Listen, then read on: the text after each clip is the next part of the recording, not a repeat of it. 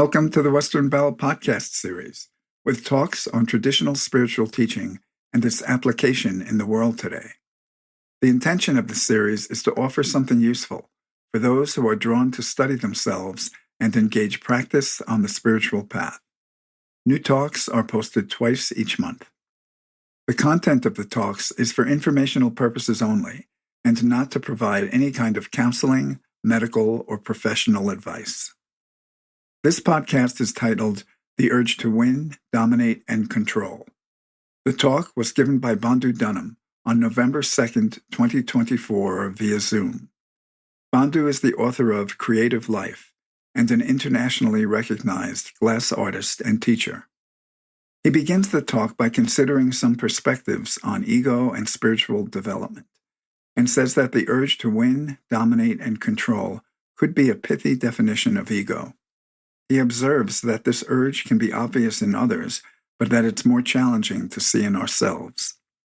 Bandhu distinguishes between responsibility and control, uses examples from the Japanese television series Grande Maison Tokyo, and discusses the four virtues of Stoic philosophy that we can practice throughout our lives. He speaks about ways of holding situations that don't go the way we want, for example, in an election, and about how practice with accepting what is as it is and acting can take us to the end of the path. If there is benefit in this talk for you, please consider sharing the link to it or writing a review on social media or on one of the podcast platforms. Bandhu Dunham. Welcome, everyone. I wanted to start off by pointing out something I just learned, which is that November 3rd, tomorrow, is Godzilla Day. So I think we all need to remember to stomp on things and scream and yell and roar. I'm sure we all have things we can do that about. I guess in some cities they're having Godzilla marathons in theaters, but not in our town. Our theaters are kind of lame here. So God knows there's plenty of things to stomp and roar about lately. You know, we've got this election coming up. It's got a lot of energy around it. I'm not really going to be talking about the election or I think you should vote for or any of that stuff. That's for people to decide. But there may be some examples from current world situations that are useful to this consideration about the urge to win, dominate, and control. Yeah, we'll be talking a lot about the nature of ego, which is the focus of spiritual traditions around the world. Really, the problem with ego is it's an overactive ego. I'm just going to define some terms here. So when I'm speaking, you know what I mean. Ego is the foil to our spiritual development. By spiritual development, I mean the fulfillment of our capacity for awareness and compassion, for creativity, and ultimately for self-transcendence. So that's how I define spirituality. I hope it's relatively universal. I think it fits a lot of people's views, though there are some specifics that may not fit. And I put that sentence in the description of the talk. The point of our discussion will not be to consider the merits of specific political candidates or social movements. I put that in there for my own benefit as much as anyone else's. I'm as good as anyone else at ranting and raving about things that I consider unjust, but we're going to try to go a little deeper than that.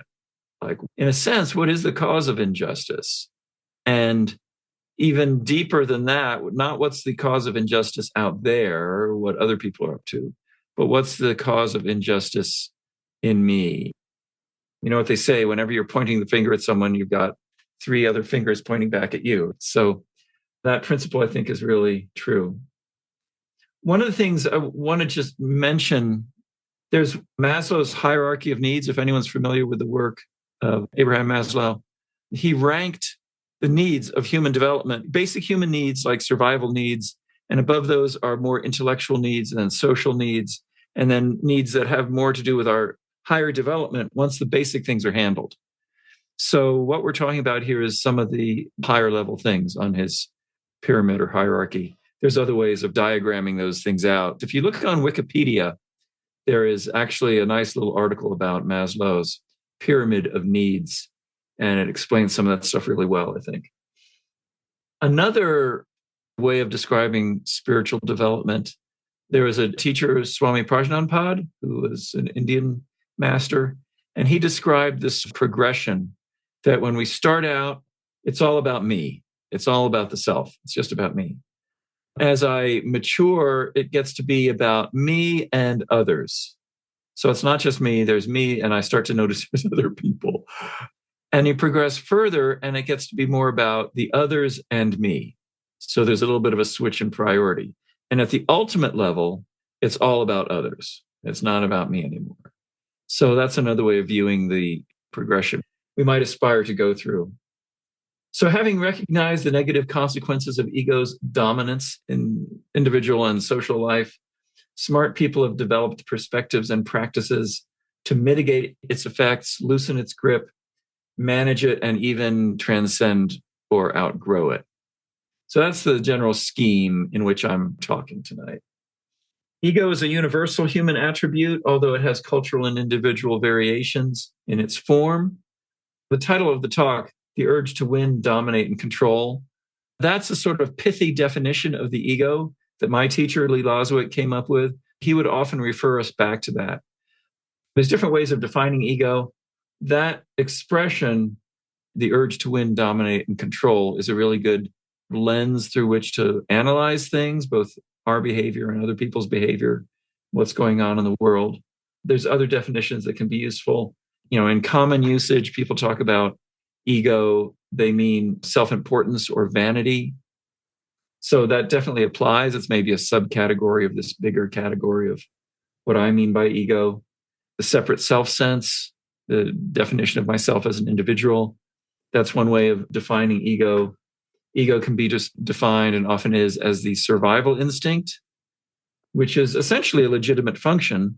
When you're crossing the street and you see a car coming, you jump out of the way. And that's sort of the classic definition of how ego works for us, keeps us alive.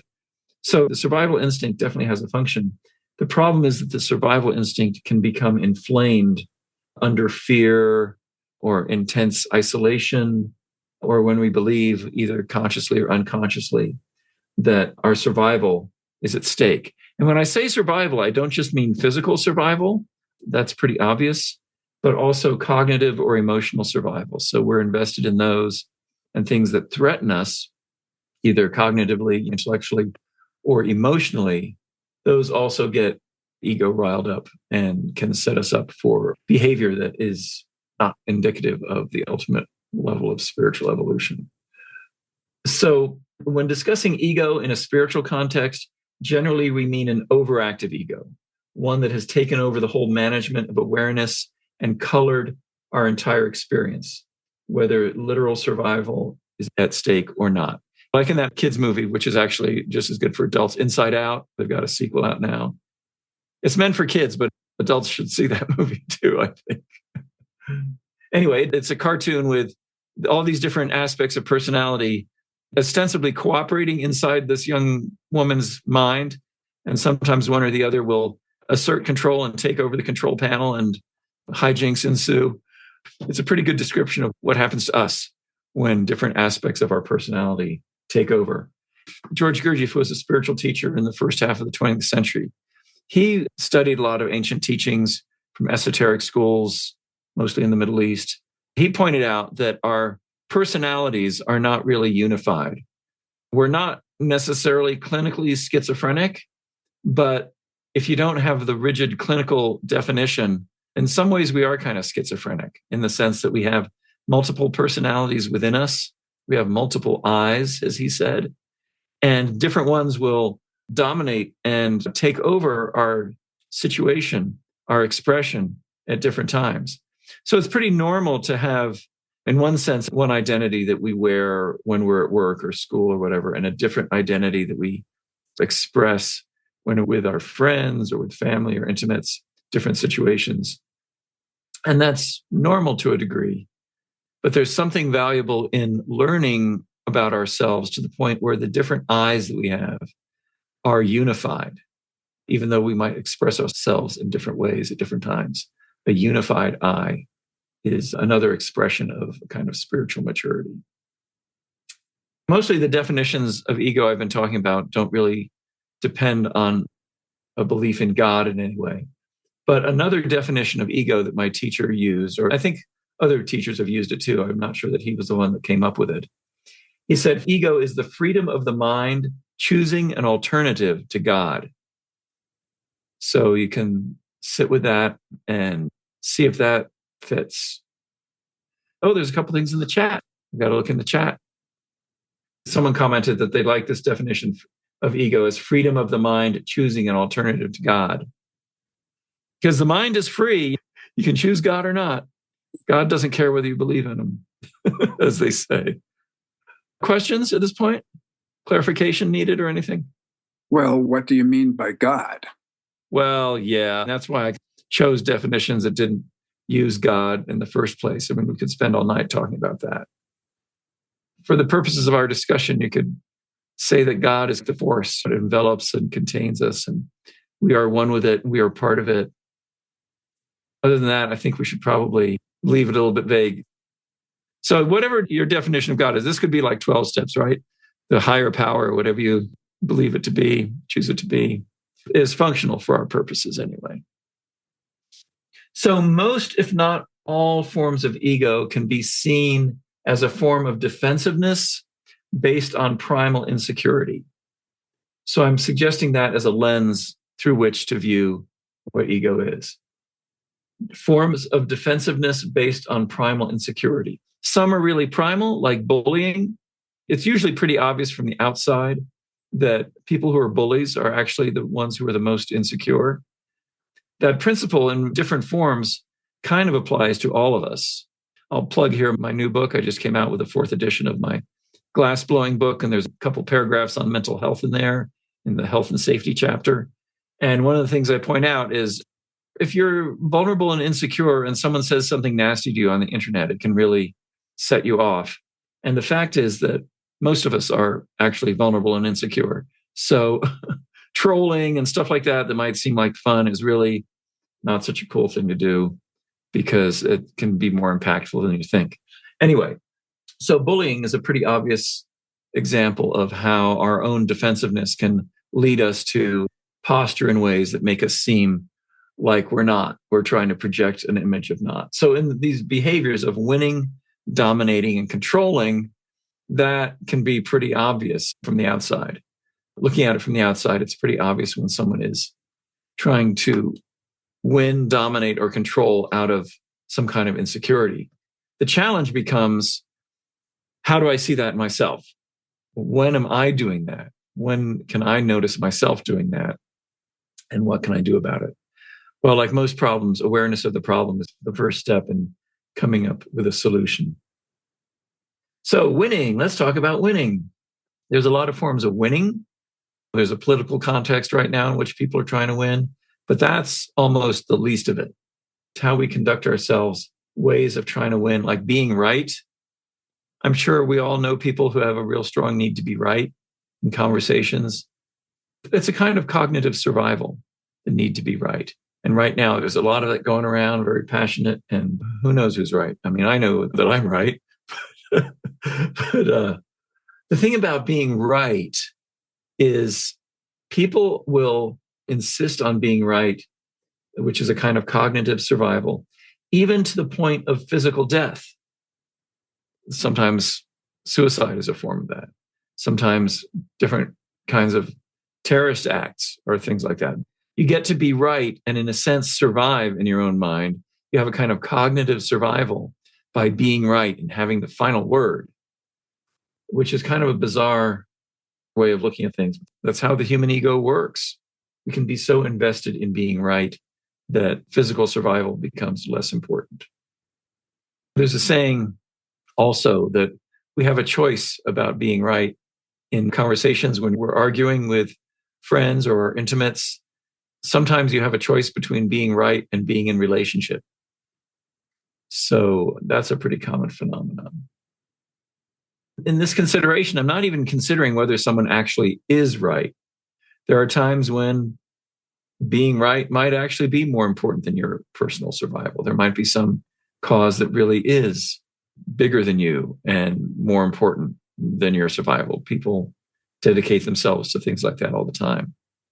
The question is, how have we made that decision? Is that a real rational decision, or is it just an egoic investment in being right no matter what, where there's such a rigid grip on being right that the rational consideration of whether that really is right or not becomes irrelevant to us. So that's the kind of extreme behavior I'm talking about.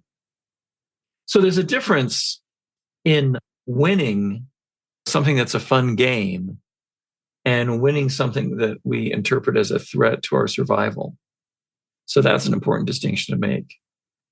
When something is a challenge that we're facing that we want to win, it's usually possible, or hopefully possible, to have a degree of humor about it. Our level of investment should ideally not interfere with our capacity to have some humor about our situation, to have some perspective on our situation, and our own seriousness about it. Got a comment in the chat. A lot of life is a joke about seriousness. Yeah, we can be taking life too seriously to the point where we don't get the joke. Occasionally, I don't do something because I am aware that I like to win, conquer, and dominate. So You restrain yourself? I restrain myself, but sometimes, even though those things are there, a decision that one has to make could be the decision for the benefit of others involved. I guess what I'm struggling with now is, I don't know if it's how do you know, but it is possible to hesitate even though something needs to happen. And there was a situation that was becoming really untenable. And I had to make a very difficult decision. And because of my tendency to want to win and control and conquer, I waited a very long time. And then I finally made the decision. And it felt like 1,000 pounds was off my back. But I still feel badly. So I don't know if you have anything to say about that. Yeah, what you're describing brought up a couple thoughts for me. One is, like you said, sometimes the thing that we have the urge to do might actually be the right thing to do. There's that saying, even a stopped clock is right twice a day. So hopefully we're right more than twice a day. But one of the things you pointed to is the level of self-awareness to notice that I have a tendency to want to control and dominate. So that gives me pause. If I have some self-awareness, it gives me pause where I want to really just investigate and make sure to the degree that I can, and we're all fallible, so we can still make mistakes, even trying to see things very carefully. The effort to at least pause and clarify what's really going on, and possibly asking other people, can be really valuable too, depending on the circumstance. Another quote from someone that what you said reminded me of is that just because a decision hurts doesn't mean that it's the wrong decision. Yeah. So sometimes there's just difficult situations, and neither option really is a happy option. But to have the self-awareness to wonder, to have that space before acting, I think can be really healthy. And occasionally there's just an emergency and you've got to jump in and hope that you're doing the right thing. And that's just what the circumstance is calling. I'm also reminded of something that Carlos Castaneda's mentor in his books, whether you believe they're fiction or nonfiction, there's a lot of wisdom in there nonetheless. But one of the things Don Juan says is that a lot of the things that people consider accidents in life are the result of just not noticing what was going on, not paying attention to how things were proceeding. So that principle, I think, also applies. If I have self-awareness and I'm paying attention to my environment, there's a lot of emergencies that can be avoided, a lot of accidents that can be avoided just by paying attention. But if I'm too busy being driven by my need to win, dominate, control, to notice what's going on beyond my nose, I'm going to have more accidents and more emergencies than I might otherwise. So I don't know, is any of that helpful? No, it's helpful. I mean, maybe I needed to speak it because I'm as certain as I can be, given all the filters that could be there. I'm as certain as I can be that I made the right decision. Yeah, the fact that it hurts isn't evidence for it being the wrong decision. Right. There's a difference between something hurting because it's difficult and something hurting because our conscience is pinging at us, that little niggling voice of conscience. Yeah. And even if it was right, it doesn't let one off the hook for wanting to win, conquer, and dominate. Yeah. In one sense, wanting to feel good about our decisions is a way of winning. If I feel good about my decision, then I've won. Sometimes we just have to lose by feeling bad about the decision. That's very, very helpful. Thank you. Right, sure. One for me. You win. I win. All right. So we talked about winning a little bit. I'm sure we'll come back to it in some ways. Next on the list is domination. The urge to win, dominate, and control. They all overlap. They all fit together very well. I have a little slogan for myself that I use sometimes. Just a reminder, one of these things you put up on the wall. Sense of purpose and sense of space. Those two things, having a sense of purpose and a sense of space, can be very useful reminders of paying attention to what we're up to. It's sort of like yin and yang. So sense of purpose is like the yang, masculine aspect of it. And sense of space is the more yin, the more feminine aspect of being receptive to the environment, what's going on in the space, what it's about. So I think we need those two things going on, sense of purpose and sense of space. And domination seems like a sense of purpose, or it's a kind of sense of purpose. But domination from the perspective of ego is something darker than a sense of purpose. If my only sense of purpose is about winning, dominating, controlling, that's very nice for me from my perspective of wanting to win. But that's not the kind of sense of purpose I mean. What I mean by a sense of purpose is something that has a direction that's a bit more holistic. It's not just about me. That's about perhaps my spiritual evolution. That's the sense of purpose that I aspire to have. And paired with that needs to be a sense of space. So not driving my sense of purpose under all circumstances, regardless of what the space is that I might be in. There needs to be some sense of awareness of what's going on in my environment, what fits in any given circumstance. So that's a theory or a framework I like to operate on. It just struck me that if you're winning on behalf of your religion or your cause.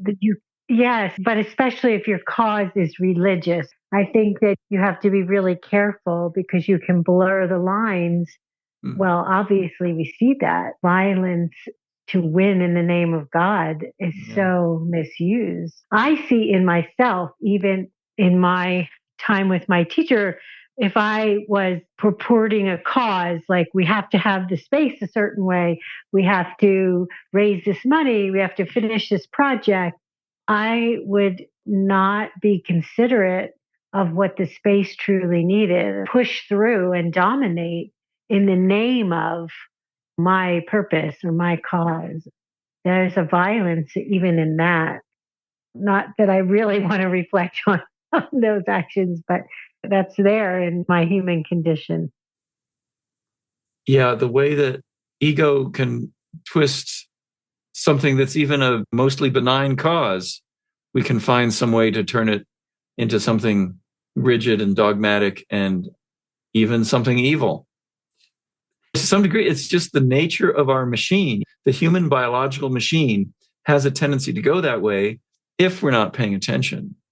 So the point, in my mind, the point of spiritual evolution and religion for that matter is to help us pay more attention and to have that kind of restraint of, am I doing the right thing? Is this really the right thing? Some people say you should do things like ask the question 3 times or make sure you count to 10. There's little tricks we can use to catch ourselves and just build in that little bit. It's like in radio broadcasts. There's that 7-second delay that they have in there all the time. So if the person on the radio says something outrageous or someone drops an F-bomb, they have a little bit of time to bleep it out before it hits the airwaves. So we can manage ourselves that way by creating just that little bit of pause of reflection. And when we're passionate, it can be very difficult to do that. And part of being an adult is having a bit of a mechanism like that we've constructed for ourselves. So domination, overpowering, looming over, the need to dominate is an expression of our own insecurity. So if I'm feeling the impulse to dominate something, even dominating a pleasant conversation, you're hanging out with your friends at a party and you find yourself, of course, it's easier to see someone else. You find someone else dominating the conversation. You can recognize that there might be some degree of insecurity there. And sometimes, I'm sure you've had this experience, you recognize that someone's manifesting their insecurity somehow, dominating a conversation, talking too much, talking too loud, being sort of insecure, clinging, pulling. And sometimes the best solution is to just give them some acknowledgement, help them feel secure, help them relax. If you say to them, hey, relax, often that is not going to be the result. You need to have what the Buddhists call skillful means. So if someone needs to be reassured, they're dominating a conversation that's getting a little bit awkward, sometimes the appropriate thing to do on a very practical level is give them some reassurance in some way that will work for them, acknowledging what they've said, helping them relax, letting them know they've been heard, all those very basic skills, which sometimes we're just lacking. Or if the reason I'm annoyed at someone else dominating the conversation is because I want to dominate the conversation, then, skillful means often goes out the window. So it's all about perspicacity, noticing what's going on, not only outside our skin, but inside. Sometimes we have an internal force that's dominating us. The internal dominating forces are best recognized as forms of ego that may not have our best interests in mind. So just the other day, Halloween, I was at the gym, and on the TV, they were playing The Bride of Frankenstein, the original Bride of Frankenstein. The part I was watching was Dr. Frankenstein. He's working on creating the bride. And the original monster is there goading him on to do it because he wants his bride to be made. And Dr. Frankenstein says, oh, I'm exhausted. I must rest. And the monster, who's also named Frankenstein, note, the monster says, no, work now, sleep later, work. But we ourselves are and have within us these man-made monsters that have our own name and are driving us mercilessly not to rest. In some cases, just to work. I've got that one. Anyone else have that one? Probably. I'm willing to bet there's a few of us that have that thing going on. Just the drive, these monsters that we harbor within us. That image struck me for that. Science fiction is so great because even though it's not literally true, it's true on a deeper level in many circumstances. There's some alien movie or TV series where the aliens were controlling the world and they were just telling the humans to work and reproduce. There are actually billboards with coded messages that all said, work and reproduce. That's what the aliens are trying to make us do. And it's another perfect metaphor for what ego does to us. It just drives us to support the socioeconomic system we find ourselves in that was, in fact, created by ego, consciously or unconsciously. A couple comments here. Everyone can see that chat there, I think. Bringing up the point that there are legitimate levels of accomplishment or skill in different fields. I'm a glass artist and I have a certain level of skill and I teach classes, and there's different levels of skill that students have when they show up. And I can tell in the domain of teaching glass that some people need certain levels of instruction and other people need other levels of instruction. And it becomes obvious when you're in that field what someone's level is at. And you want to respond to what that level is.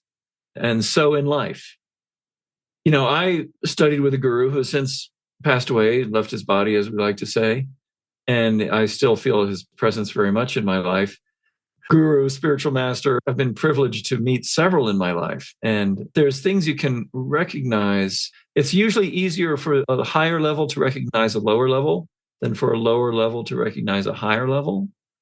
But over time, if you know what to look for, and if you're honest with yourself in terms of spiritual teachers, you can recognize if their presence is uplifting. Is their presence uplifting? Does it awaken something in you? And then also the teachings. You can investigate whatever teachings this person is offering in a rational way and see if they make sense, see if they're practical. Are they dogmatic, rigid teachings, or are they teachings that are useful in spiritual evolution? And it may take some time to figure out what that is. And a real spiritual teacher will give you that time. They say in all those guidelines about watching out for scammers on the internet and stuff, and phone hoaxes, people trying to access your bank account and get your money, they're always in a hurry. It's always something very urgent. You must act now. Otherwise, your bank account is going to be drained by the hackers. So give me your bank account number so that I can protect you. Right? That's one of the first things to watch out for, is when someone's really in a hurry. So there are ways to investigate and consider whether someone has something to offer spiritually. And there are people who offer things at different levels too. I mean, I hope you find this talk useful tonight, but it can be useful to find such teachers. There's the saying that when the student is ready, the teacher appears. So I encourage people to be open to someone on a higher level if that shows up in your life. Let's talk about control. There's this idea of what's called the servant leader. You may have heard about it. They talk about it in business jargon, other places. Someone who's really a leader should be operating as a servant. I just watched this great Netflix series. They haven't paid me to plug it, but I was turned on to it by a friend of mine who said that if there was ever a TV series that was about spiritual work, about the work, this is it. So I had to check it out. It's called Grande Maison Tokyo, but it's about these people who are on this quest.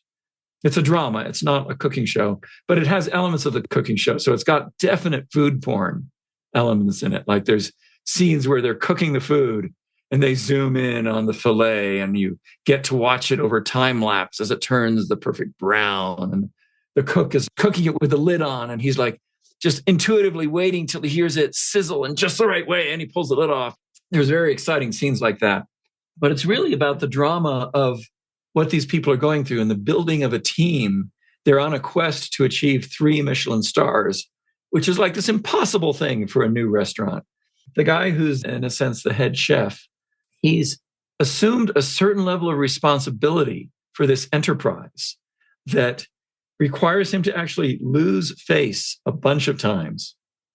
But he's willing to do that because he's serving this enterprise. And he's also very bossy.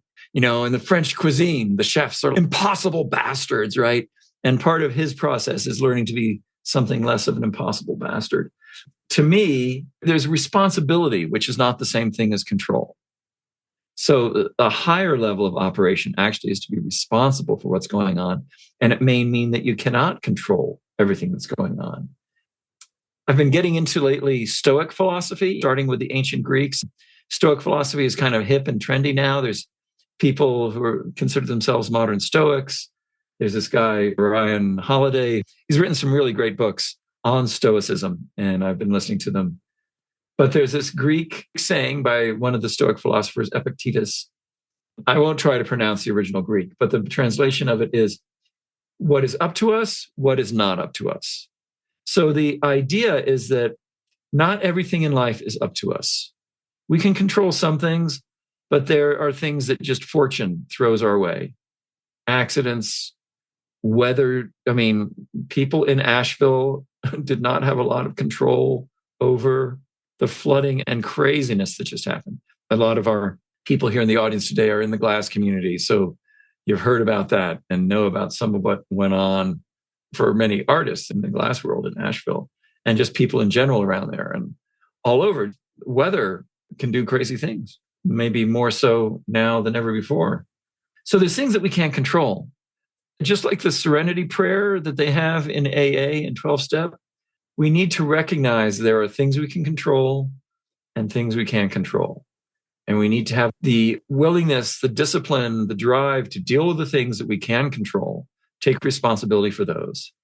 The things we can't control, we have to just accept and be ready to deal with whatever comes our way and deal with what we can deal with. So they call that the serenity prayer, to know what you can control, deal with it, to know what you can't control and accept that, and have the wisdom to know the difference between the two. So you don't have to be struggling with addiction to find some benefit from that principle. It's very much in line with what the Stoic philosophers taught. A quote from Ryan Harris, modern Stoic guy: "A Stoic learns to let go of those things we can't control. A Stoic accepts things won't always turn out how we want. And when a Stoic does that, in return, we receive moments of peace and quiet." So that's the reward. The reward we get for this Stoic attitude of knowing that we can't control everything is moments of peace and quiet, which, if you think about it, is a pretty substantial reward that not everyone has in their life. If I'm obsessed with trying to control everything, I will never have a moment's peace. If you know people who are like that, who are really neurotically needing control, I've had this experience anyway, of just out of some kind of compassion, wanting to get them to relax and just not try to control everything, because you can see that it's just driving them crazy. More difficult is to see if I'm doing that and I'm driving myself crazy with my need to control. And it's very easy to just rationalize and say, yes, I really do need to control this thing. Maybe, maybe not. Maybe something you just can't control. So I was going to say also that the only real kind of control is self-control. We might be able in some ways to manipulate other people, to trick them into doing what we want, manipulate them. But if it's not something that they are inherently willing to do, it may not work out that well. We can motivate people with money or things like that, but that's their choice whether they're going to participate in that scheme or not.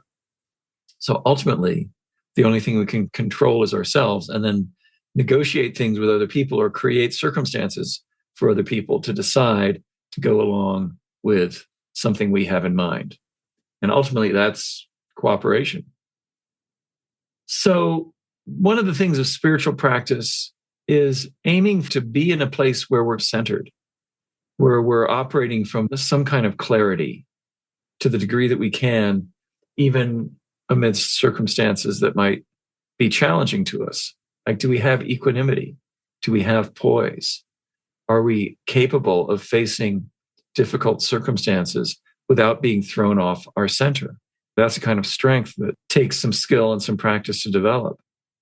Thing is, you can't tell if you're getting off center if you're not familiar with your center in the first place. So a lot of spiritual practices, while they can't necessarily fix us in a centered place, they can start to make us familiar with what our own center is. So on a basic level, that's what spiritual practice is for, to acquaint us with our center and help us to stay there and become more familiar with it. And ultimately, it becomes our responsibility or our quest to rest in that centered place. And after a while, it can even become somewhat automatic. It becomes something that we surrender to. So success in that regard is not about winning, dominating, or controlling. There's a kind of surrender that starts to happen. All or most spiritual paths talk about the need to surrender at some point, to be willing to just be present with what is as it is, and not to be animating a drive to control and manipulate things. Some comments are pointed out that one of Ryan Holiday's books is called The Obstacle is the Way, which is a quote from, I think, Marcus Aurelius. He said that in his Meditations. And it's true that as we're moving in any process, but especially in the spiritual process, the obstacles we encounter, if you look at them openly with clarity, they actually reveal to us what the way forward is. So if I notice about myself through self-observation that I have a habit of getting very angry about some particular thing, like politics, maybe that's a pointer to me that there's something in that for me to look at about why I'm getting so hooked in. Why am I getting so hooked in? So again, my political point of view might be in some ways objectively better than other points of view. But if I'm hooked into it in a way that is creating drama that has nothing to do with making manifest what my aims might be, then that's something for me to look at. So obstacles like that can point out to us things that we might want to be working on.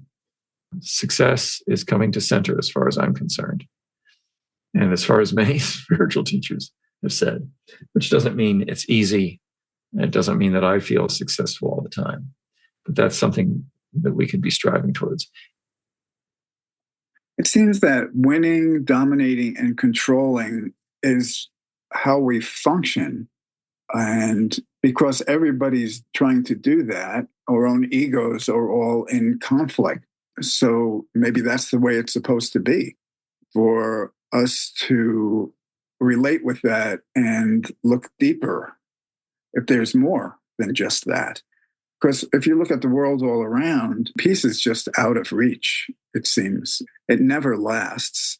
I don't know how many wars there are going on in the world at any one time. And it seems that winning on a personal level, it's very temporary. It can't last. If that's all that makes me happy is just when I win, then I'm going to be pretty unhappy when I lose. It's really a radical position that traditional spiritual paths take, that it's possible to allow life to give us what it wants rather than to be grasping, which is suffering in the Buddhist tradition, just grasping desire and trying to fulfill that constantly. It's never ending. But I don't think that that means that we shouldn't try, that I shouldn't try it for something, for anything, for a relationship, for a job. For any achievement. Yeah, anything that I have some urge to move toward. It's just that if I don't get what I want or what I'm going for, can I accept that? Can I be with that? Open to that and be happy with that, be okay with that. The Stoics talk about these 4 basic virtues. I probably won't remember them all. The virtues of Stoicism will lead you to a place where you know you're doing the right thing. If you are doing the right thing, conducting yourself with what we could call dignity and integrity, no matter what the circumstances are, you may end up being the guy like Seneca in ancient Greece who got executed by Nero, who was an insane dictator. But Seneca, all the accounts of his death, he was very calm in the face of it because he had the dignity of knowing that he had conducted himself with virtue, with the Stoic virtues. So he had a kind of peace, even though this horrible circumstance was being imposed on him. It was thousands of years ago. Who knows how literally true that was, but the principle is one that the Stoics refer to often, the example of that. The only thing you can control is yourself and your own conduct. So if you make sure that your own conduct is honorable and wise as much as it can be, and that you are doing your best, and that's integrity, then whatever happens to you, especially things that are outside your control, well, you may not have control over that. There's no sense pretending that you do. And you still can have peace of mind without that grasping for trying to get things your way. Wow, I think that's a wonderful thing to aspire to. And in our contemporary society, in this country, which is so consumer-oriented, the whole culture revolves around acquiring things and what my teacher referred to once as technological substitutes for living. All the technology that makes us feel like we're winning. Things are becoming more efficient. Things are going according to my will. I can make things happen on the computer.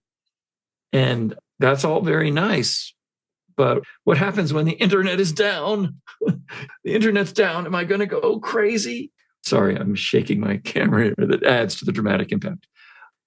So is the purpose of working in the way that you're talking about just to get a little more peaceful and to be a little more relaxed rather than stressed all the time? That's one level of it for sure. It's certainly one level of it. I think that can be pursued all the way to the point of self-transcendence. If you really get into the weeds, Arnaud Desjardins, who is a French spiritual teacher, one of his main teachings is you need to accept what is as it is here and now. You have to do that before you can go forward. And that's basically all you can do if you really get into it, accepting what is as it is here and now, and act. There are ways that you can act and should act. It's not you just like a bump on the log. But he said that if you really embrace that, that principle can take you all the way to the end of the path. Accepting what is as it is here and now and acting, that can take you all the way to the end of the path. And when you say to the end of the path, in that language that he used, I believe, Arnaud Desjardins, that would be to be one with. Yeah, to be one with the universe. Can hardly get much further than that. Yeah. Well, that's a concept, I guess, but... Well, for us here and now, it's a concept. Well, I think most people who have some interest in spiritual things have had some little hint of an experience of that, of being connected with the universe, to be one with. And we even experience it just in small ways, being one with your friends, with your lover, with family. You have these moments of oneness, and it's like, oh, I wish I could have that all the time. And as soon as you start clinging, like it's not there, right? So I think that's the challenge. Thanks to the internet, the 4 tenets, the 4 virtues of Stoicism are wisdom, courage, temperance, and justice. Those 4 qualities. And hey, those sound pretty good. Living them is a lifelong challenge. A friend of mine today was sharing with me the idea of grieving forward or grieving into the future. So not just grieving a situation that's lost or a person that's lost, but I saw it as really being with what is, like you're talking about. So grieving the idea that something might not manifest that you want, and not negating that desire, but in being fully with it, being willing to grieve. And I think that keeps us vulnerable to what is. She said it often makes people very uncomfortable, the concept, but I think it's very useful. I believe that. It reminds me of something very sophisticated that Stephen Jenkinson said. Stephen Jenkinson is an author, and he has a community up in Canada. He used to work in what he calls the death industry. So working with the ill, the terminally ill, dying people, and supporting them in their process and that whole thing. But he has a sort of aphorism that grief and love are joined at the hip, and that love, all right, get this. This is really good. I mean, this is like a Zen koan you can really chew on. Grief is loving something that you have lost or someone you have lost. Love is grieving for someone you haven't lost yet. And if you think about that, you really chew on that, there's a lot of depth to that, and it hits you in the heart a certain way. So we're talking about control and dominating, et cetera, et cetera. And part of me knows like this is an essential thing that we all go through. And yet another part of me thinks this is just keeping our attention on ourselves. So it's perpetuating what we're trying to overcome. And it doesn't feel completely like an intellectual conversation, but it kind of does. And there seems to be a missing link that I can't quite pinpoint. You touched on it a bit when you talked about the Grande Maison Tokyo. They were building a team, and that they were doing it for the cooking, and they had an aspiration. How can we stop focusing on ourselves? And the whole thing you were talking to about dominance, if something is perverted, it has a healthy side. And maybe the being addicted to work is because we're really yearning to be alive. And so, do you have anything you can say about getting from being so repeatedly focused on ourselves to being alive? Yeah. Thank you. Yeah, I can think of a couple things relative to that. But I want to point out, this is a question to ponder, which we can maybe come back to later, people can just think about. Is acceptance a fractal of dominance? So just as you were saying, there is this relationship between a lot of things that seem twisted, a lot of things that seem negative. They are the flip side of a coin in some sense, or there's some relationship that they bear to a more authentic manifestation. And spiritual teachers have often said that our negative personality manifestations are the flip side of something that's really valuable, like dedication. Dedication can be the flip side of obsession. In Grande Maison Tokyo, there's a thing in there, one of my favorite little things. This isn't exactly a spoiler, but the chief cook, Obana, he can be a bastard and stuff, but he does some things that are very sacrificial for the sake of his crew. And at one point, this kid, Shohei, is trying to take responsibility for something. And the head cook says to him, "You still don't understand about responsibility." To me, that was very esoteric. But the thing about responsibility is the head chef is responsible for all the mistakes that his crew makes. And the whole crew is responsible also for fixing mistakes that have been made. So that idea, which is a little bit of a subtext, they just kind of refer to it that way, to me really underlies a lot of this consideration of the drive, the passion for making something happen, the obsessive nature of trying to be a 3-star French cook. In that show, they clearly point out how it ruins people's lives.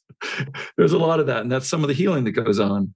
And yes, a lot of the drive to win, dominate, and control, all of those aspects we can flip on their head and make them something really beautiful. To cook on the level that they were cooking on, you don't get to do that without being really dedicated. On the other hand, maybe that star that you're chasing, those Michelin stars for your restaurant, maybe they aren't really the point. At the same time, the point is to find perhaps that striving, that dedication, and that passion, and bring that out as something beautiful rather than something ugly. And it requires, as you sort of see in the arc of the plot and the arc of character development in that particular drama, as in many dramas, many quest-themed dramas, there's an arc of development that the characters go through, from being, in some cases, totally self-obsessed or obsessed with their goal to the point where it ruins their relationships. Just because you're a gruff bastard on the surface doesn't mean that there isn't something very generous going on underneath it. So it's something that needs pondering. Yeah. Oh, I was hoping we'd have it all fixed tonight and settled. Darn.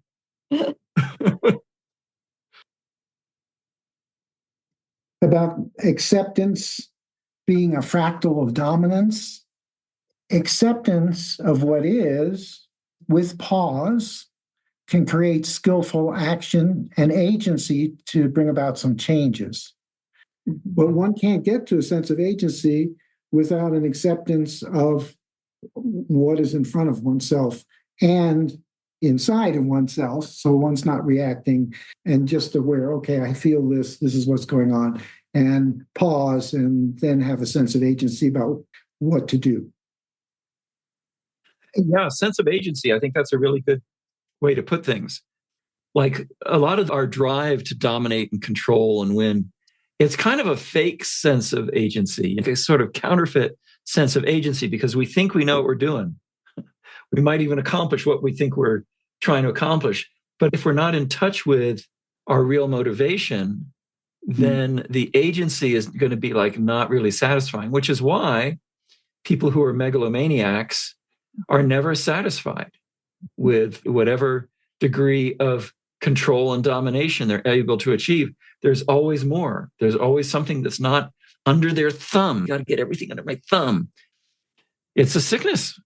And it's a sickness that is more common in lesser degree than we might like to admit. I mean, we probably all have it to some degree.